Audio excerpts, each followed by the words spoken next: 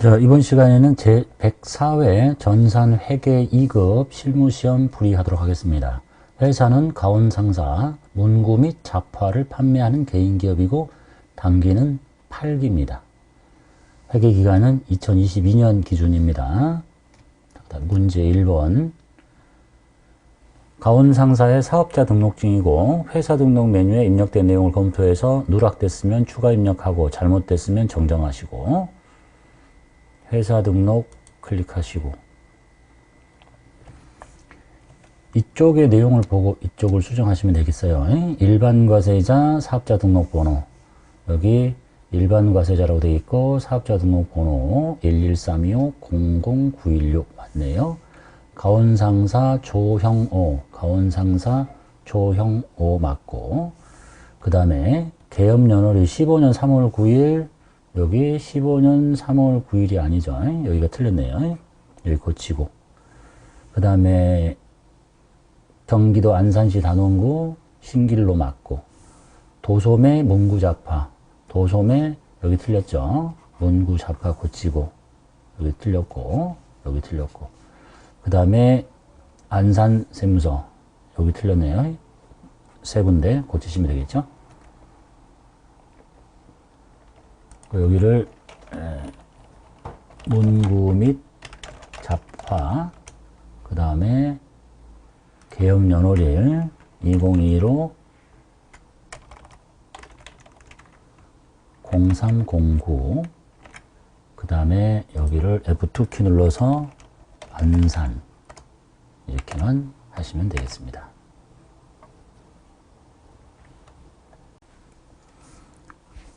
문제 2번. 다음은 가온상사의 전기분 재무상태표입니다. 입력되어 있는 자료를 검토해서 오류 부분은 정정, 누락된 부분은 추가 입력.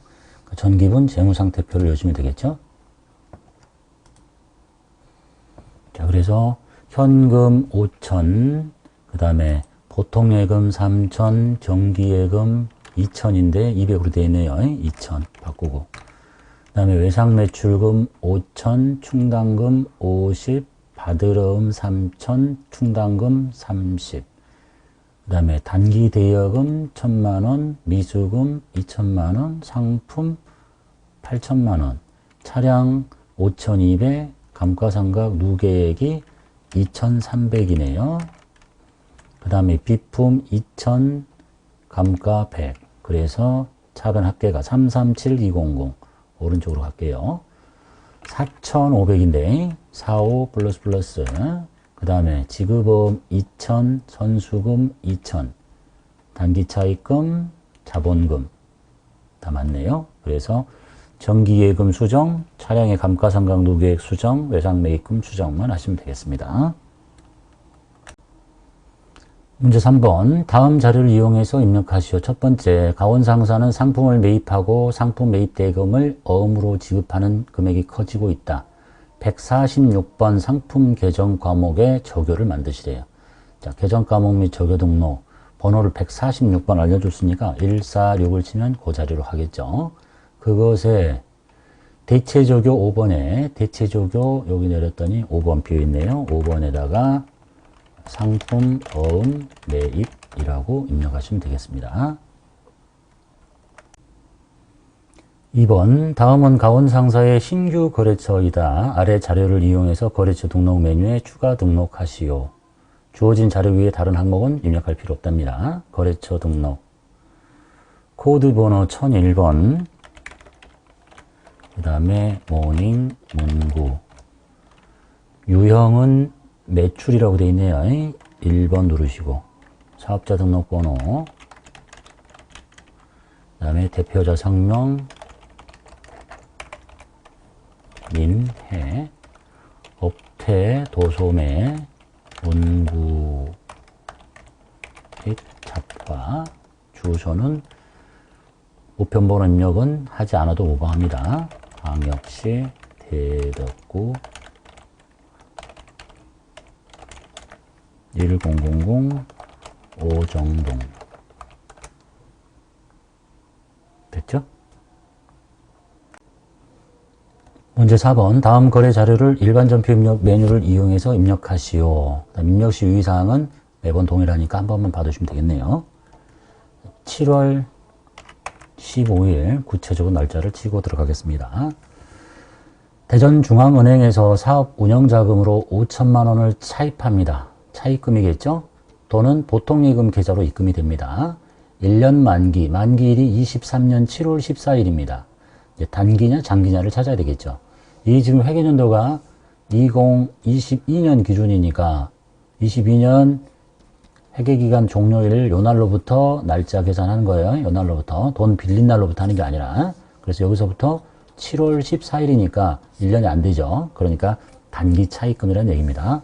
여기 7월 15일부터 세는 게 아니고 보고기간 종료일로부터 장단기를 구분합니다. 자, 그래서 차변에 보통예금에 돈 들어온 거 알겠죠? 금액은 5천만 원. 대변에 단기 차입금이라고 하시면 되겠네요. 채무니까 거래처 걸어야 되겠죠? 대전중앙신협. 2번 7월 16일 다음은 로뎀 몽구에서 상품을 매입하고 거래 명세서입니다. 받았네요. 7월 5일에 지급한 계약금을 제외하고 7월 5일에 지급한 계약금이라는 얘기는 계정 과목은 미리 줬으니까 선급금이라는 걸 알 수 있겠죠.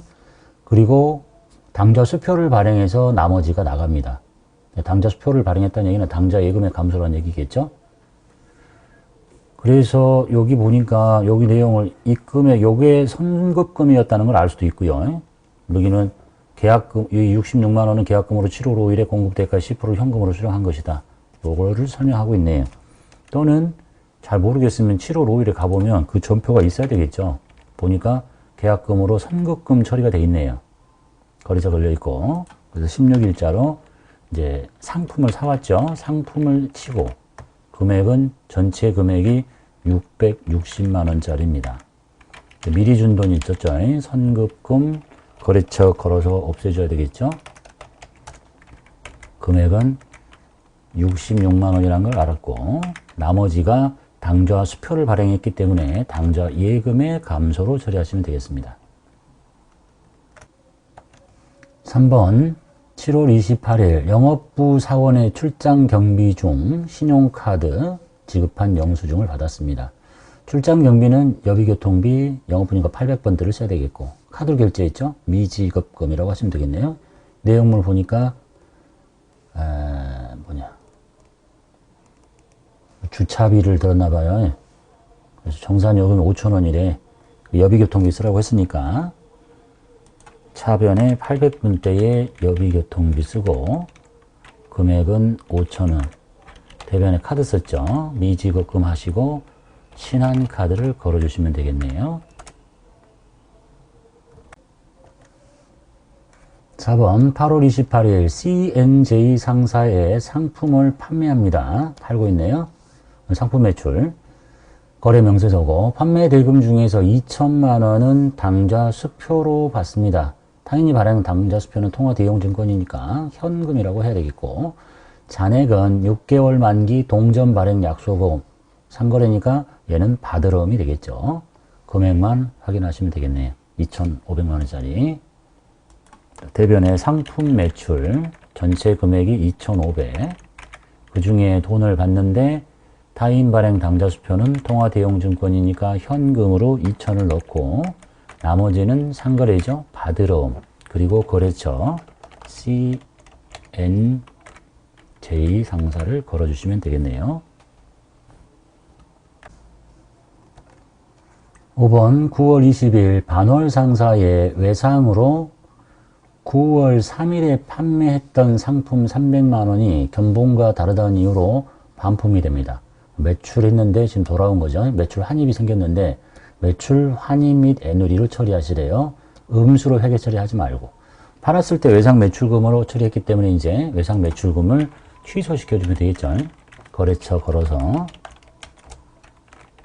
금액이 300 그리고 그 금액은 매출 환입 및 애누리 그런데 이름이 상품 매출이었으니까 상품 매출이 붙어 있는 거 402번을 사용하시면 되겠습니다. 6번 10월 15일 조선상사에 대한 외상 매입금 130만 원을 지급하기 위해서 외상 매입금을 갚습니다. 발해 상사로부터 매출대금으로 받은 약소금, 그러니까 얘는 받으러음이었다는 얘기를 하고 있습니다. 배에서 양도하고 나머지가 현금으로 나가네. 외상 매출금을 갚아야 되겠죠? 부채니까 차변으로 외상 매입금 조선상사 금액은 130만 원짜리를 갚고 대변에 받고 있던 받으러음 발해 상사 거를 떠넘겨 줍니다. 발해 상사 금액이 120 그리고 나머지가 현금으로 나간대요. 7번 11월 27일 거래처인 비전상사의 미지급금 1250만원 중에서 1000만원은 당좌 수표를 발행했네요. 그럼 당좌 예금의 감소. 나머지는 면제받았대요. 그러면 채무 면제 이익이 되겠네요. 미지급금 부채 없앨게요. 미지급금 비전상사 금액 1250 대변에 당좌 수표를 발행하는 것은 당좌 예금의 감소. 거래처 복사 안 되도록 오른쪽으로 그냥 지나간 겁니다. 나머지가 면제받았대요. 채무 면제 이익이라고 하시면 되겠습니다. 8번 12월 30일 신규 취득한 업무용 차량에 대한 취득세를 현금으로 납부합니다. 차량 취득할 때 취득세는 자산의 원가에 가산해야 되겠죠? 차량 원방구라고 하셔야 됩니다. 금액만 확인하시면 되겠죠. 취득세 2637810 나머지 과세표준 필요 없고 과세표준이라는 얘기는 차값을 얘기하는 것 같은데 그래서 차량 운반구라고 해야 되겠죠. 차변에 차량 운반구 금액은 2637810 대변에 돈은 현금으로 줬으니까 출금 전표 쓰셔도 되고 편한 대로 하시면 되겠죠. 문제 5번 일반 전표 입력 메뉴에 입력된 내용 중에서 오류가 발견됐습니다. 입력된 내용을 검토하고 수정 또는 삭제, 추가 입력해서 올바르게 정정하십시오. 일반 접수할 때 입력시 유의사항과 똑같네요. 1번 9월 15일 거래처 월평 문구로부터 외상 매출금을 현금으로 회수하고 회계 처리한 10만 원이 실제로는 월평 문구와 상품 추가 판매 계약을 맺고 계약금으로 현금을 받은 것으로 확인됐다. 이 내용을 보려면 일단 9월 15일에 가서 보니까 전표가 외상 매출금을 현금으로 회수한 걸로 돼 있어요. 그 말이 이거죠. 외상 매출금을 현금으로 회수한 것으로 처리했는데 이게 실제로는 상품을 추가 판매 계약을 맺고 계약금으로 받은 것이다. 그러니까 여기가 외상 매출금이 없어진 게 아니라 미리 받은 선수금이 돼야 된다는 얘기가 되겠네요. 여기를 거래처 계정 과목만 선수금으로 바꿔주시면 되겠습니다. 2번 12월 18일 영업부에 문서 출력용 프린트를 구입하면서 소모품인 A4 용지를 포함해서 비품으로 처리했대요. 그 비품의 금액이 지금 100만원과 10만원 합쳐진 110이 되어버렸다는 얘기네요. 그 소모품인 이 A4 용지는 비용으로 처리해라. 소모품비 처리하라는 얘기네요. 자산은 100으로 줄이고 차변에다가 800번대의 소모품비라고 처리하시면 되겠습니다. 그러니까 전표 번호가 이제 하나로 된 거니까 건드릴 건 없겠고. 문제 6번 다음에 결산 정리 사항을 입력해서 결산을 완료하시오. 입력시 유의사항은 일반 전표에서 봤던 거하고 똑같은 거네요. 1번 A 사무실을 임대료 600만 원에 임대하고 계약을 합니다. 내가 지금 임차가 아니라 빌려주는 거예요. 집주인이란 얘기지. 그 임대료는 임대 계약 기간 종료하는 날에 전액 월세를 받겠다 이런 얘기네요. 그래서 올해가 지금 2022년 기준이니까 보면은 22년에 7월 달부터 여기 6달, 내년에 6달 이렇게 걸쳐 있네요. 돈은 이때 다 받겠대. 그래서 여기 발생한 만큼을 잡아라. 절반이겠죠? 300만 원. 그래서 대변에 수익을 잡습니다. 임대료라는 수익. 번호가 요 번호를 쓰시면 안 돼요. 이거는 부동산 임대업이 주업인 사람의 매출액 코드 버립니다. 상품 매출처럼. 우리는 이 사람이 문구자파를 하는 사람이니까 부동산 임대업이라고 볼 수 없으니까 영업 외 수익을 쓰셔야 됩니다. 그래서 300 치고 그 다음에 차변에 임대료를 아직 못 받았죠? 내년에 받기로 했으니까 미수금의 성질을 갖는 자산을 만들 텐데 임대료라는 수익과 함께 미수 수익이라고 하시면 되겠습니다. 2번 3개월 전 단기 투자 목적으로 향촌의 주식 100주 액면가 5천원짜리 필요 없고 주당 25,000원에 취득했습니다. 그리고 이 기말 현재 이 주식의 공정가치가 3만원이 됐어요. 주당 5,000원씩 올랐죠. 그런데 100주다. 100. 그러면 50만원만큼 단기 매매증권을 올려주시면 되겠네요. 차변에 단기 매매증권 50만원 올리고 그 벌어진 차이는 단기 매매증권 평가이익이라고 하시면 되겠네요. 3번 10월 1일에 보통예금 계좌에서 이체해서 납부한 화재보험료가 12만원입니다. 보험기간이 올해 10월달부터 내년 9월달까지 내년에 9달, 올해 10, 11, 12, 3달. 그런데 요거를 화재보험료를 차기분이 포함됐다. 그럼 10월 1일에 이제 보험료를 비용 처리했다는 말이 없어도 보통적은 보험료 처리했겠죠. 비용으로. 한번 찾아가 볼게요. 뭘로 했는지. 보험료 처리했네요. 그래서 내년에 9달치를 취소시켜야 되니까 보험료는 차변이죠. 대변에 800번대의 보험료를 한 달에 10만원씩 되죠. 9만원짜리를 없애고 차변의 성격이 뭐예요? 보험료를 미리 다 줬잖아요. 선급금의 성질을 갖는데 비용과 함께 선급 비용이라고 합니다.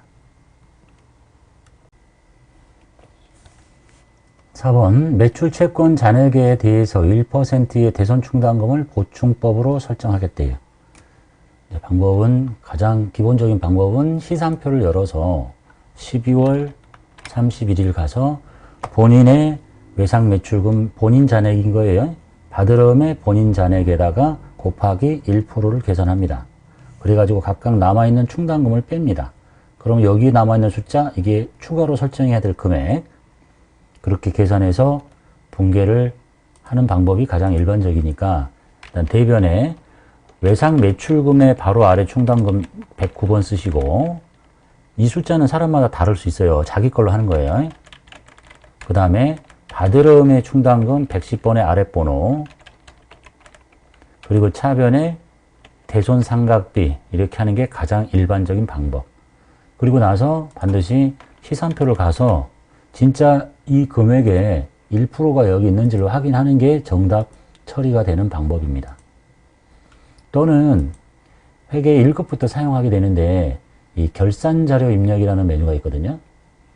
여기 가서 1월부터 12월 쳐가지고 확인하시고 이 자리에 가서 그 숫자를 넣을 수도 있는데 그때 이런 기능들도 있기도 해요. 자기 거 잔액 보여줄 테니까 1%, 여기는 지금 1%가 이미 남아있으니까 분개를 해버렸기 때문에 그래요. 이런 기능을 이용할 수도 있는데 이런 것들은 회계 1급에 가서 하시기로 하고 우리는 종전에 썼던 방법대로 시산표를 열어서 본인 거 잔액에다가 1% 빼기 나머지 거. 그러니까 지금 분개가 끝났기 때문에 그러니까 하루만 넘겨볼게요. 요거 곱하기 1% 빼기 요거 해서 계산하고 요거 곱하기 1%에서 요거 뺀 것을 계산해서 방금처럼 분개를 외상매출금의 충당금, 받으름의 충당금 합쳐서 대손상각비 그리고 다 끝나면 시산표를 가서 꼭 1%가 됐는지 확인해 보시는 습관을 가졌으면 좋겠습니다. 문제 7번 다음 사항을 조회하여 알맞는 답안을 이론 문제 답안 작성 메뉴에 입력하시오. 우리는 여기 아직 표시되지 않으니까 일단 답을 여기다 적어놓고 채점 매도록 합시다. 상반기 중에 상품 매출이 가장 적은 달 어떤 계정 과목 하나가 나왔죠. 그 달별로 크고 작은 것을 찾을 때 제일 빠른 방법은 총계정 원장 월별입니다. 월별 1 엔터 6 엔터 상품 매출액이 가장 작은 달 대변의 수익이니까 제일 작은 애는 얘가 제일 작네요. 그래서 여기다가 280이라고 적어 놓고 같고, 두 번째, 3월 말 현재 비품의 장부가액. 장부가액은 취득원가 마이너스 상각 누계액. 그래서 여러 군데 다 볼 수 있는데 재무상태표를 그냥 열어볼게요. 그래서 3월에서 비품의 취득가액은 여기에서 요걸 뺀 3,400만 원이 정답이 되겠습니다. 그 다음에 세 번째, 6월 말 현재 거래처별 선급금 잔액 중 가장 큰 금액과 가장 작은 금액의 차이. 거래처별 선급금의 잔액. 거래처란 말 나오면 무조건 거래처 원장 가시면 됩니다. 6월 말이죠. 시작점은 중요하지 않고 끝나는 날만 잘 맞추면 됩니다. 선급금. 엔터 쳐서 모든 거래처. 선급금의 잔액은 자산이니까 차변에 대변 빼고 요게 잔액인데 가장 큰 금액과 가장 큰 거는 이거네요. 가장 작은 금액의 차이, 거래처별로 가장 작은 것은 132. 그래서 여기서 요걸 뺀 게 정답이 되겠습니다. 자, 그래서 이게 이제 실제 자격시험 화면입니다. 이론시험 객관식 문제 여기 다 체크하고, 그 다음에 방금 봤던 1번의 문제 여기, 2번의 문제 여기다 적어놨다가 여기 적고 여기 적고 하고 닫으시면 돼요. 그리고 나서 마지막으로 답안 저장 버튼 눌러서 답안을 USB에다 저장해서 빼서 제출하시면 되겠습니다. 확인.